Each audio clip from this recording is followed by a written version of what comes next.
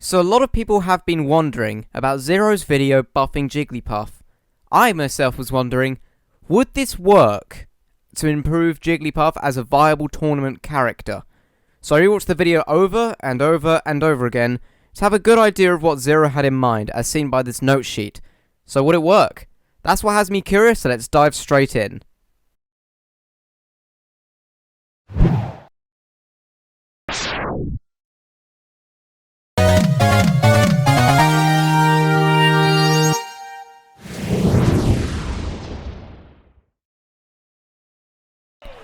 From what I gathered from ZeRo's video, Puff suffers largely from her lack of combo game, a slightly better than average aerial game, and low rest reward risk ratio. God damn. So from my notes, I think the best way to go about Jigglypuff is to start with her moveset. The first thing I went ahead and altered was her rest.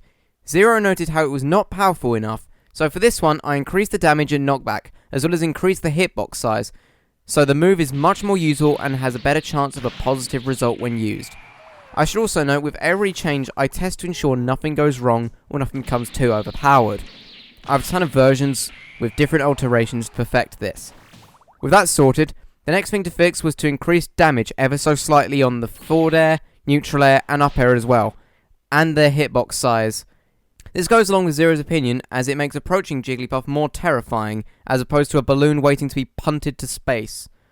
The next addition was to improve her combo game, with a better up tilt and throw game. I changed the up tilt to do less knockback and combo into itself. We now have some combo game. On top of that, I reduced the knockback on the forward throw, so now Jigglypuff can combo aerials off of a forward throw. Lastly for the moveset, I did more hits done to Jigglypuff's neutral air, so now a skilled player can set up a rest kill off of this. The obvious choice was the forward air, but I felt if I did this to the fair, it would be too easy, so maybe needing to switch to Nair in the combo with momentum would make it less newbie of a tactic to spam. Oh no, Pound now does more shield damage. Finally, I altered Jigglypuff's attributes based off ZeRo's opinion, with a small hint of mine. So I read over the notes and decided to make Jigglypuff slightly heavier. No, I altered her weight, not her gravity. Yes, there's a difference. Next was to increase aerial speed slightly, and for the sake of contrast, more ground speed. And finally, to wrap this up, I increased her shield size ever so slightly, so breaking her shield is a harder job. One point I can see you typing in the comments now is that ZeRo mentioned removing the gimmick that when Puff has her shield broken, she dies. I left this in as I felt it made Jigglypuff more unique compared to, say, Kirby. However, with that, Jigglypuff and the ZeRo buff was complete. In the words of the late Iwata, please take a look.